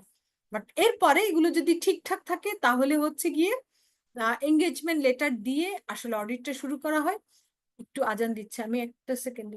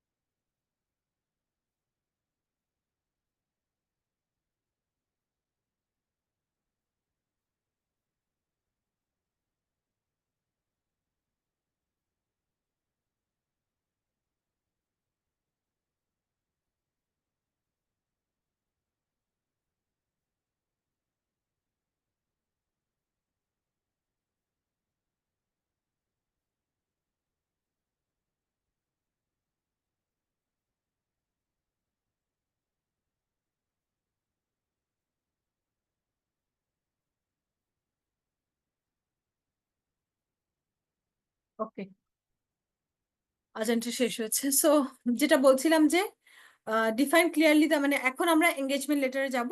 এঙ্গেজমেন্ট লেটারে কি আছে, কিভাবে কি লিখা হয় সেগুলো তো আমরা একটু দেখবো। এগ্রিং টার্মস অফ এন এঙ্গেজমেন্টে কি বলা আছে, define clearly the extent of the firm's responsibilities and so minimise the possibility of any misunderstanding between the client and the firm. এই এঙ্গেজমেন্ট লেটারটা দেয়াই হয় যাতে করে ক্লায়েন্ট এবং অডিটরের মাঝে কোনো ধরনের মিসআন্ডারস্ট্যান্ডিং না হয়, যেন কার কি রেসপন্সিবিলিটি সেটা ভালো মতো বোঝা যায়। Provide written confirmation of the firm's acceptance of the appointment, the scope of the engagement and the form of their report। অর্থাৎ রিটেন কনফার্মেশন পাঠায় আসলে। অনেকে বলে কি যে আপনাকে তো অ্যাপয়েন্টমেন্ট লেটার দিয়েছে, বাট আপনি অ্যাকসেপ্টেন্স করলেন কি করলেন না বা অ্যাকসেপ্ট করলেন কি করলেন না সেটা হয় অ্যাকসেপ্টেন্স লেটার দিয়ে জানাবেন, অথবা এই যে এঙ্গেজমেন্ট লেটারটা পাঠাচ্ছেন এটাই হচ্ছে রিটেন কনফার্মেশন যে আসলেই আপনি অডিটটা অ্যাকসেপ্ট করেছেন। ঠিক আছে, সো একটা হচ্ছে অ্যাকসেপ্টেন্স লেটার আলাদা করে পাঠানো, আরেকটা হচ্ছে এই যে এঙ্গেজমেন্ট লেটারটা পাঠাচ্ছেন এটাই আসলে ফর্মাল কনফার্মেশন যে আপনি অডিটটা অ্যাকসেপ্ট করেছেন। ওকে, আমরা একটু এখন অডিট এঙ্গেজমেন্ট লেটারের ফরম্যাটটা একটু দেখবো। ম্যাম, জি টিপু। অ্যাকসেপ্টেন্স লেটারটা তাহলে এই ক্ষেত্রে কি ম্যান্ডেটরি না? আর যে দুটোর একটা দিতে পারেন আপনি, হয় অ্যাকসেপ্টেন্স লেটার দিতে পারেন অথবা এঙ্গেজমেন্ট লেটার দিলেই ওটাই অ্যাকসেপ্টেন্স লেটার। অর্থাৎ কোনো না কোনো ভাবে আপনি যে অ্যাকসেপ্ট করেছেন সেটা তো জানাতে হবে, রাইট? সো জানানোর দুটো ওয়ে আছে, আপনি যেটা অ্যাকসেপ্ট করেন। আচ্ছা, এই ক্ষেত্রে ফার্মের উপর ডিপেন্ড করে উনি পাঠাবেন কি পাঠাবেন না অ্যাকসেপ্টেন্সটা। Yes, yes, yes. ঠিক আছে।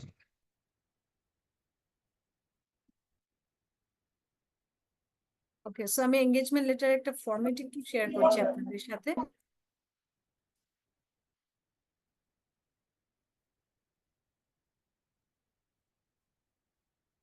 দেখা যাচ্ছে? জি ম্যাম, দেখা যাচ্ছে। ওকে, সো এটা হচ্ছে ফর্মাল এঙ্গেজমেন্ট লেটারের একটা ফরম্যাট, যেটার মাধ্যমে আমরা, মিরাজ কোনো কোশ্চেন থাকলে চ্যাট বক্সে করেন। আমরা একটু দেখি আসলে এঙ্গেজমেন্ট লেটারে কি লেখা থাকে।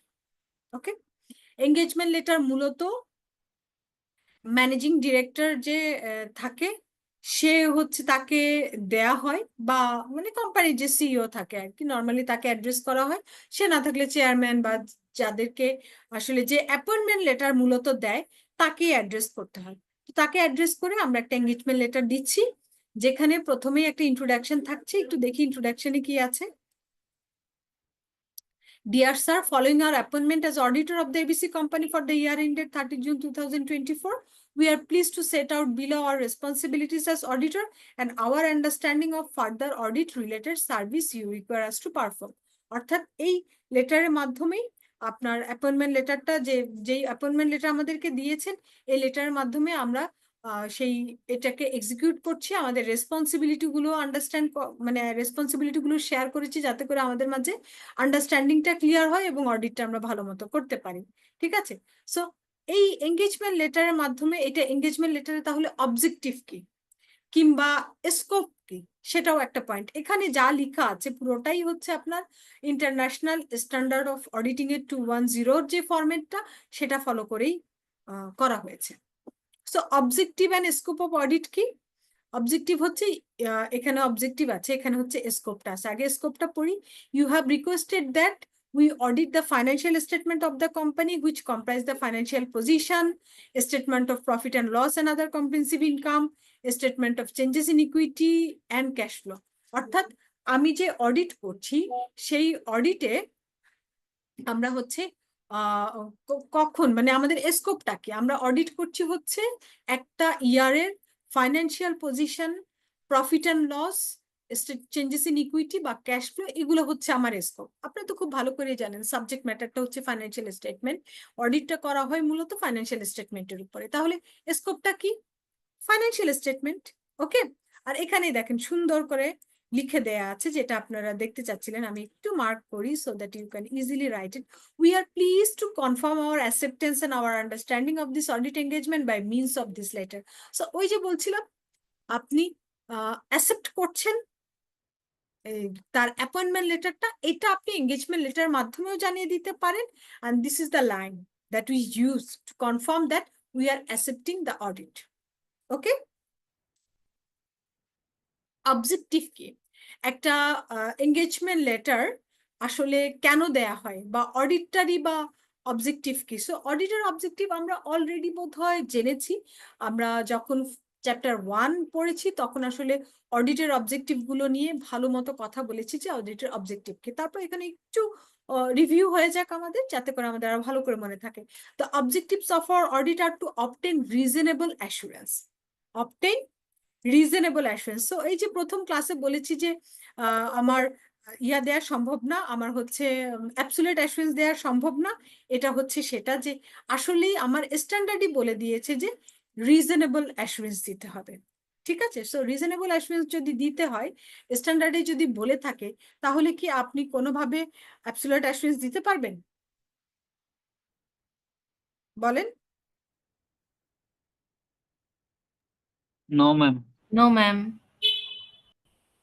ওকে, সো এই স্ট্যান্ডার্ডই বলছিল, যে স্ট্যান্ডার্ডই কিন্তু লিমিট করে দিয়েছে যে আমরা রিজনেবল অ্যাসুরেন্স দিতে পারবো। ওকে, about whether the financial statement as a whole are free from material misstatement. অর্থাৎ এই এঙ্গেজমেন্ট লেটার দিয়ে বা এই অডিটের মানে যেই অবজেক্টিভটা, সেটা হচ্ছে রিজনেবল অ্যাসুরেন্স ড্র করা, যে ফাইন্যান্সিয়াল স্টেটমেন্টে কোথাও কোনো ম্যাটেরিয়াল মিসস্টেটমেন্ট আছে কিনা, কোনো ফ্রড বা এররের কোনো পসিবিলিটি আপনারা দেখেছেন কিনা, এবং একটা ওপিনিয়ন, লাস্টে একটা ওপিনিয়ন দেয়া। Reasonable assurance is a high level of assurance, but it is not guaranteed that an audit conducted in accordance with ISA will always detect a material misstatement when it exists.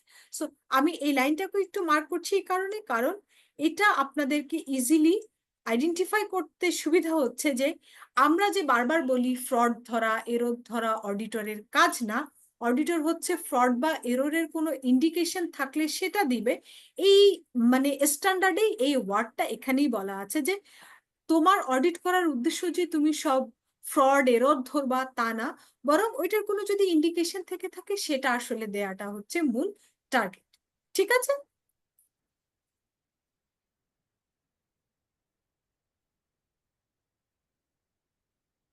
Okay, so আর দেখি misstatement can arise from fraud and error are consider material if. আচ্ছা, যাই হোক, এটা আমরা আরেকটু পরে discuss করব যখন আমরা ম্যাটেরিয়ালিটি পড়বো চ্যাপ্টার 3-তে, যে ইকোনমিক ডিসিশনকে ইনফ্লুয়েন্স করে এমন কোনো কিছু আছে কিনা যেটা তোমার ফ্রড বা এররের সাথে রিলেটেড, সেগুলোও কিন্তু অডিটের অবজেক্টিভের মধ্যে বা ওপিনিয়নের মধ্যে তোমাকে আনতে হবে যদি এমন কিছু তোমাদের চোখে পড়ে থাকে। রেসপন্সিবিলিটিস অফ অডিটর কি? We will conduct our audit in accordance with ISA. Those standards require that we comply with ethical requirements. As part of an audit in accordance with ISA, we exercise professional judgment and maintain professional skepticism throughout the audit. দেখেন, অডিটরের রেসপন্সিবিলিটির মধ্যেই বলা আছে আমরা standard follow করব, আমরা আইসা follow করব, আমরা আমাদের জাজমেন্ট ইউজ করব, আমরা আমাদের প্রফেশনাল স্কেপটিসিজম ইউজ করব অডিটে। ওকে, এবং এটাও বলে দেওয়া আছে অডিটরের আর কি কি রেসপন্সিবিলিটি। অডিটর আসলে কোনো ম্যাটেরিয়াল মিসস্টেটমেন্ট আছে কিনা ফাইন্যান্সিয়াল স্টেটমেন্টে সেটা আইডেন্টিফাই করবে, কোনো ইন্টারনাল কন্ট্রোল সিস্টেমের কোনো প্রবলেম আছে কিনা সেটা দেখবে, তারপরে হচ্ছে অ্যাকাউন্টিং পলিসি বা রিজনেবলনেস অফ অ্যাকাউন্টিং এস্টিমেট, এটা ইভালুয়েট করবে যে আসলেই কোনো প্রবলেম আছে কিনা, পলিসিতে কোনো প্রবলেম আছে কিনা, অ্যাকাউন্টিং এস্টিমেটের কোনো জায়গায় কোনো অসুবিধা আছে কিনা সেটা চেক করবে। অ্যাপ্রোপ্রিয়েট ম্যানেজমেন্টের কোনো গোয়িং কনসার্ন থ্রেট আছে কিনা অডিটর সেটা দেখবে, যে 12 মাস চলার মতো তার এরকম কোনো সিচুয়েশন আছে কিনা যে 12 মাস চলতে পারবে না, কোনো ফাইন্যান্সিয়াল আনসার্টেনিটি আছে কিনা সেটা দেখবে। Evaluate the overall presentation structure content of the financial statement, অর্থাৎ অডিটর ওভারঅল ফাইন্যান্সিয়াল স্টেটমেন্টের প্রেজেন্টেশন স্ট্রাকচার কন্টেন্ট সবকিছু ঠিক আছে কিনা সেগুলো চেক করবে। সো আপনারা অলরেডি বুঝে যাচ্ছেন কি কি অডিটর রেসপন্সিবিলিটি। ওকে, Yes, ma'am. আর এখন আসি ম্যানেজমেন্টের রেসপন্সিবিলিটি কি। এই একটা লেটারেই অডিটর যেমন অডিটর রেসপন্সিবিলিটি বলে দিচ্ছে, তেমন ম্যানেজমেন্টের কি রেসপন্সিবিলিটি আছে সেটাও বলে দিচ্ছে, যাতে করে দুই পক্ষের, ওই যে বারবার বলছিল যে মিসআন্ডারস্ট্যান্ডিংটাকে মিনিমাইজ করার জন্যই আসলে অডিট এঙ্গেজমেন্ট লেটার। আমি যদি এখন মিসআন্ডারস্ট্যান্ডিংটাকে মিনিমাইজ না করি তাহলে কিন্তু সেটা থেকে যাচ্ছে। সো মিসআন্ডারস্ট্যান্ডিং মিনিমাইজ তখনই হবে যদি আমি আমার দায়িত্বটা ঠিক মতো বলে দেই, আমি আপনার দায়িত্বটা কি স্ট্যান্ডার্ড অনুসারে সেটাও যদি বলে দিই, তাহলে দুপক্ষই জানলো তাদের দায়িত্ব আসলে কি এই অডিটের ক্ষেত্রে, তাহলে সেভাবেই তারা কোঅপারেট করে অডিটটা করবে। ঠিক আছে? ম্যানেজমেন্টের রেসপন্সিবিলিটি প্রথমেই হচ্ছে ফাইন্যান্সিয়াল স্টেটমেন্ট প্রিপেয়ার করবে ম্যানেজমেন্ট, কোম্পানির পলিসি রুলস রেগুলেশন গুলো যেন কমপ্লাই করে সেটা ইনশিওর করবে, ইন্টারনাল কন্ট্রোল সিস্টেম ঠিক মতো যেন ম্যানেজ হয় মেনটেন হয় সেটা চেষ্টা করবে, অ্যাকাউন্টিং রেকর্ড তারপর প্রপার অ্যাকাউন্টিং পলিসি গুলো যেন কনসিস্টেন্ট থাকে এবং রেকর্ড যেন প্রপার হয় সেটা ইনশিওর করবে। আর আরো হচ্ছে ম্যানেজমেন্ট অডিটরকে তার পারপাস অনুসারে অডিটের পারপাসে সবকিছুতে এক্সেস দিবে, যেই ইনফরমেশন গুলো তার অডিটের পারপাসে প্রয়োজন, এডিশনাল আরো কিছু ইনফরমেশন থাকলে সেগুলো প্রোভাইড করবে, আনরেস্ট্রিক্টেড এক্সেস দিবে টু পার্সন, অর্থাৎ আপনার হয়তো এইচআর ডিপার্টমেন্টে যেতে হতে পারে, আপনার হয়তো বা আপনার প্রকিউরমেন্ট ডিপার্টমেন্টে যেতে হতে পারে, আপনার সেলস ডিপার্টমেন্টে যেতে হতে পারে। সো এই যে জায়গাগুলো আছে সেই ইনফরমেশন গুলো বা সেখানে এক্সেস গুলো সে আপনাকে এনশিওর করবে। ম্যাম, সেটা তো ম্যানেজমেন্ট রিপ্রেজেন্টেশন লেটারে সেগ্রিগেট করা থাকে না? হ্যাঁ, এটা থাকে। ম্যানেজমেন্ট রিপ্রেজেন্টেশন লেটার তো ম্যানেজমেন্ট দেয় যে হ্যাঁ আমরা এগুলো এনশিওর করছি, অ্যাক্সেস দিচ্ছি অডিটরকে। আমরা এনশিওর করছি, কনফার্ম করে, বাট এনগেজমেন্ট লেটারে বলে দেয়া হয় যে আপনার রেসপন্সিবিলিটি এইটা, এটা আপনি এনশিওর করবেন যখন আমরা অডিট করব। Yes ma'am, yes, I got it. বিষয়টি থ্যাংক ইউ। মানে Yes, ma'am. ল্যাঙ্গুয়েজের একটু ডিফারেন্স আছে। আমি জি। এখান থেকে বলছি তোমার রেসপন্সিবিলিটি, তুমি কিন্তু এটা মেনটেন করবা রেসপন্সিবিলিটি গুলো এবং আমাকে কোঅপারেট করবা। ম্যানেজমেন্ট তখন ওইটার এগেইনস্টে ম্যানেজমেন্ট রিপ্রেজেন্টেশন লেটারের সেম জিনিসগুলো দিয়ে বলে যে আমি এনশিওর করছি, আমি তোমাকে এই জিনিসগুলো প্রোভাইড করছি। Yes ma'am, yes. Thank you. Time টেবিলটা, অর্থাৎ কত টাইমের জন্য আমরা আসলে অডিটটা করছি সেই টাইম টেবিলটা এখানে উল্লেখ থাকে। ফি কত, এক্সক্লুডিং ভ্যাট না ইনক্লুডিং ভ্যাট বা কি, এখানে জাস্ট একটু ছোট্ট করে বলে দেওয়া, এটা অ্যাপয়েন্টমেন্ট লেটার থেকেই আসে। আর রিপোর্টিং কিরকম হবে, অর্থাৎ ও যদি লিস্টেড কোম্পানি হয় তার রিপোর্টিং এ কিন্তু সিকিউরিটি এক্সচেঞ্জ কমিশন বা সিকিউরিটি এক্সচেঞ্জ অর্ডিন্যান্স এগুলো আসবে। সে যদি লিস্টেড না হয় কোম্পানিজ অ্যাক্ট এগুলো আসবে। আর সে যদি ব্যাংক হয় ব্যাংকের রুলস রেগুলেশন গুলো আসবে। সো আমরা যখন অডিট করছি সে কোন ইন্ডাস্ট্রির, তার জন্য কোন রুলস রেগুলেশন গুলো কমপ্লাই হবে সেটা দেখে এঙ্গেজমেন্ট লেটার এভাবে বলে দেয়া যে আমরা এগুলো রিপোর্টিং পারপাজে এগুলো চেক করব, এবং এই অনুসারে যদি তোমার সবকিছু ঠিক থাকে তাহলে হচ্ছে আমরা তোমাকে আনকোয়ালিফাইড রিপোর্ট হয়তো দিব। আর যদি ঠিক না থাকে ইট বেসড অন যে আমার যদি ইনফরমেশন, এই যে এখানে একটু বলে দেয়া আছে, আমি একটু পড়ি। হ্যাঁ, ওকে। We cannot provide assurance that an unqualified opinion will be rendered and circumstances may arise in which it would be necessary for us to modify our report or withdraw from the engagement. সবসময় আমি reasonable assurance দিব বা unqualified opinion দিব, that is not right. Circumstances আমাকে যদি বলে যে তোমার অডিট রিপোর্টকে মডিফাই করতে, কোয়ালিফাই বা অ্যাডভার্স অথবা ডিসক্লেমার ওপিনিয়ন দিতে, অবশ্যই আমাকে সেটা দিতে হবে। বা আমার যদি এমন কোনো পরিস্থিতি হয় যে আমাকে উইথড্র করে নিতে হচ্ছে engagement, I will do that. এটা ম্যানেজমেন্টকে আগেই জানিয়ে রাখা যে তুমি সবসময় এক্সপেক্ট করো না যে আনকোয়ালিফাইড রিপোর্টই হবে। সিচুয়েশন বেসিসে যদি আমি দেখি যে আনকোয়ালিফাইড না, এটা কোয়ালিফাইড অডিট রিপোর্ট হতে পারে, ডেফিনেটলি আমি সেটাই দিব। It's depend for on the injure বা situation. Material misstatement Yes, বেশি আছে এটা। yes. Or this letter will be effective for future years unless it is terminated, amended or suspended. একবার এঙ্গেজমেন্ট লেটার দিলে পরবর্তী বছরগুলোতে আপনি যদি অডিটর থাকেন সেকেন্ড ইয়ার থার্ড ইয়ারে এঙ্গেজমেন্ট লেটার দিতে হয় না, যদি না এখানের কোনো এমন কিছু আছে যেটা কিনা মানে সাসপেন্ডেড, অ্যামেন্ডেড, এরকম অ্যামেন্ডেড কোনো কিছু থাকে তাহলে হয়তো দিতে হতে পারে, আদারওয়াইজ নট।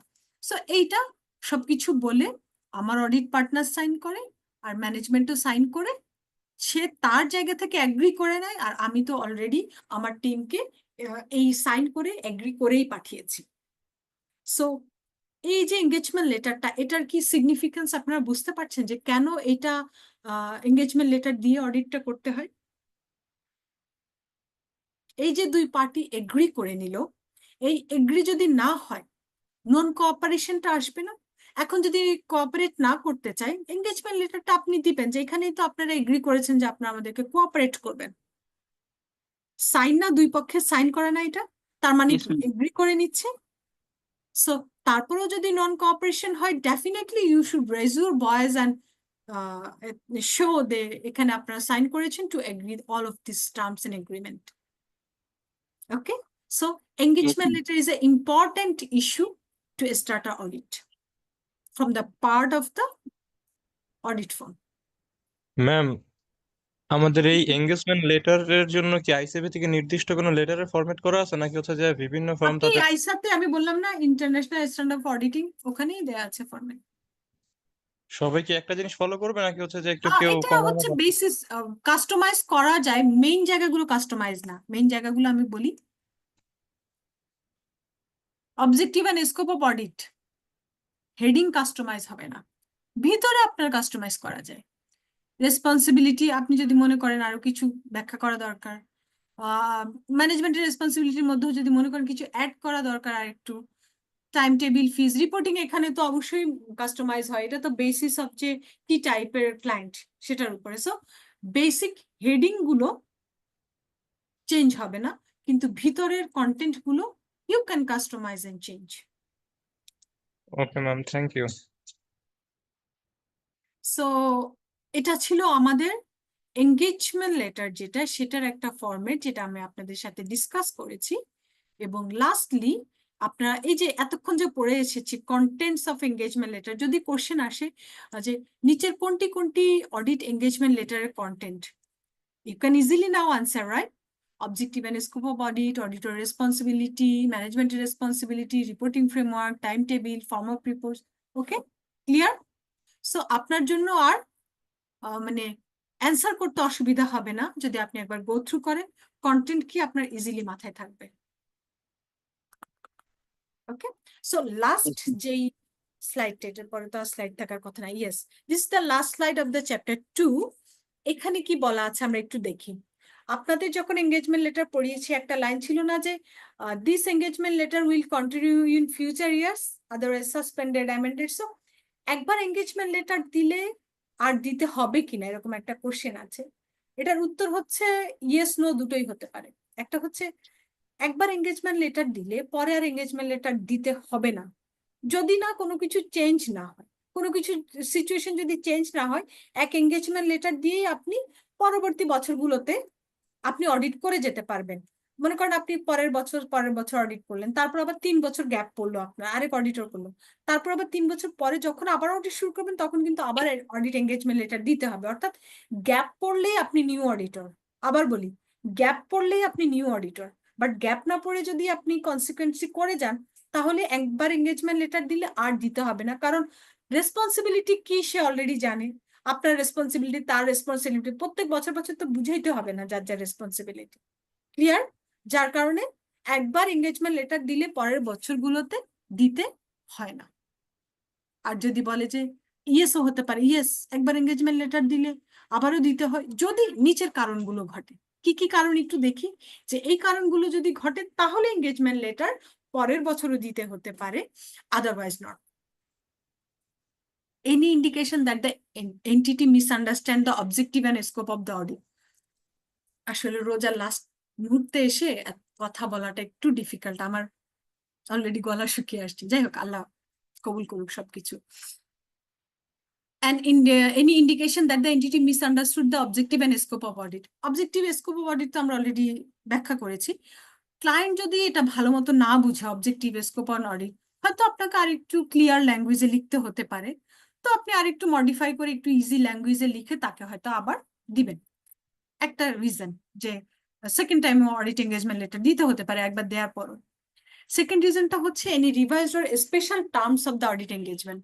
আমার আইসাতেই কোনো চেঞ্জ আসলো, একবার দিলাম, পরের বছরে আইসাতে ওই এঙ্গেজমেন্ট লেটারে কোনো একটা জিনিস হয়তো অ্যাড করলো। আমরা যেহেতু স্ট্যান্ডার্ড ফলো করি, আমাদেরকে কিন্তু ওই স্ট্যান্ডার্ড অনুসারে আমাকে চেঞ্জ করতে হবে এটা। হ্যাঁ, আপডেটেড থাকতে হয় না। ইয়েস। আর recent change in senior management, আগে এমডি কে দিয়েছেন, এমডি চলে গিয়েছেন, এখন আরেকজন এসেছে, সে বললো আগের এমডি তো আমাকে এটা ফরওয়ার্ড করে যায় নাই, আপনি কি আমাকে অ্যাড্রেস করে আরেকবার দিবেন কিনা সেম জিনিসই।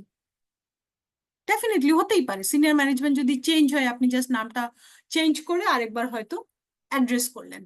সিগনিফিকেন্ট চেঞ্জ ইন ওনারশিপ, ওনারশিপে যদি কোনো চেঞ্জ আসে, সেই যাকে আগে অ্যাড্রেস করেছেন ওই ওনারশিপে যদি চেঞ্জ আসে, সেই ওনারশিপটাকে আপনি অ্যাকোমোডেট করে এখন তারপর হচ্ছে আপনাকে আবার নতুন করে দিতে হতে পারে।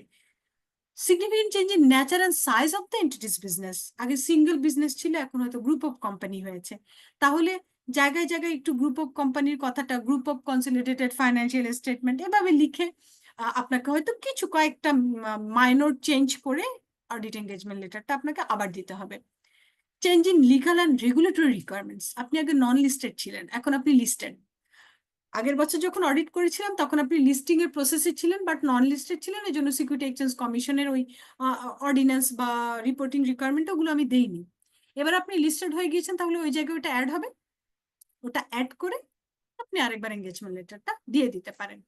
Changes in other reporting requirement, আমাদের যদি রিপোর্টিং রিকোয়ারমেন্টের 701-এ আনকোয়ালিফাইড কোয়ালিফাইড রিপোর্টিং রিকোয়ারমেন্টসের যদি কোনো চেঞ্জ আসে, ডেফিনেটলি সেটা তাকে আবার ব্যাখ্যা করে আবার অডিট এঙ্গেজমেন্ট লেটার দিতে হতে পারে। খুবই কমন কিছু ইস্যু, এগুলো নর্মালি খুব কমই হয়ে থাকে। তারপরে হলে আপনাকে খুব বেশি চেঞ্জ না, কিছু বেসিক জায়গায় হয়তো চেঞ্জ করে আপনাকে দিয়ে দিলেন আপনি। ঠিক আছে, clear? Yes, ma'am. Yes, ma'am. So actually I am done with chapter 2. Now is question time. In the meantime, I am sharing with you the chapter via chat box so that you can easily access on it.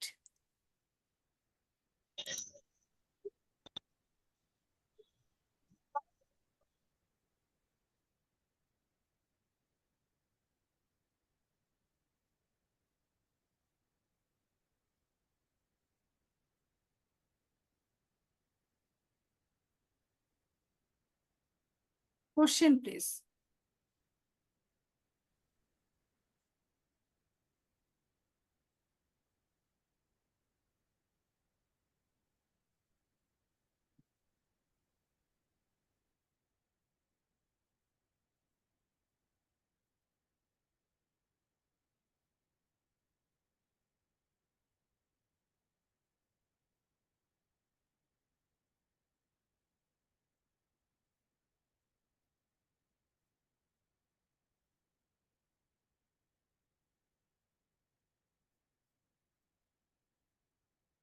আমি চ্যাপ্টারটাও দিয়ে দিয়েছি engagement লেটারের, যাচ্ছে না কেন? Okay, দিয়ে দিয়েছি, একটু দেখেন যে আপনারা পেয়েছেন কিনা। Yes ma'am, got it. Okay, ma'am আপনি যে বললেন যে অ্যাপয়েন্টমেন্ট লেটারের ক্ষেত্রে যে বোর্ডে অ্যাপ্রুভ হতে হয় ওইটা আমি বুঝতে পারিনি। আপনি অ্যাপয়েন্টেড হবেন, সেটা কি কোনো নির্দিষ্ট শুধু একজন অ্যাপ্রুভ করে যে আমি এবছর অডিটর একে দিলাম, আরেক বছর অডিটর আরেকজনকে দিলাম, এরকম কি হয়? এটা তো বোর্ডে অ্যাপ্রুভ হয়, এজিএমে অ্যাপ্রুভ হয়, সেখানে মানে ওনার যারা থাকে সবাই থাকে তাদের সম্মতিতেই। তো সেখানে একটা এজেন্ডা থাকে, তারা সবাই যদি ভোট দেয় তাহলেই ওটা সর্বসম্মতিক্রমে আপনি অ্যাপয়েন্টেড। এখন অনেক সময় হয় যে বোর্ডকে বাইপাস করে কেউ একজন একা দিল আপনাকে হয়তো অ্যাপয়েন্টমেন্ট, সে একাই আবার রিজেক্টও করে দিতে পারে। অর্থাৎ আপনার অ্যাপয়েন্টমেন্টটা আসলে স্ট্রং কিনা বা সবার সম্মতিক্রমে হয়েছে কিনা সেটা জানতে হবে, সেজন্যই এজিএম এর কপিটা নেওয়া। Ma'am clear? এজিএম এর কপিটা কেমন হয়? মিটিং মাইনাস মিটিং এজেন্ডা যেরকম হয়, এজেন্ডা থাকে, এজেন্ডা সর্বসম্মতিক্রমে অ্যাপ্রুভ হলে ওই লেখা থাকে যে সর্বসম্মতিক্রমে এটা অ্যাপ্রুভড। একটা ডামি ফরম্যাট কি পাওয়া যাবে ম্যাম? সেটা আপনি নেটে সার্চ দিলে পেয়ে যেতে পারেন। ঠিক আছে।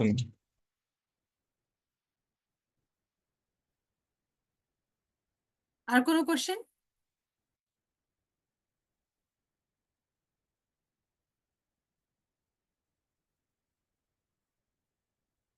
কোশ্চেন থাকলে রেজ করুন। মেহেদি, কোশ্চেন নেই। আচ্ছা নেক্সট ক্লাসে আমি কোশ্চেন আছে, টাইম আছে, আপনার করতে পারেন 2-4 মিনিট। আর নেক্সট ক্লাসে চ্যাপ্টার 3টা শুরু করব, তার আগে শুরু করার আগে যদি কোনো কোশ্চেন থাকে, নেক্সট ক্লাস মনে হয় ঈদের পরে hopefully, I don't know. So তখন হচ্ছে গিয়ে দুটো ক্লাস হয়তো একসাথে নেওয়ার পসিবিলিটি বেশি।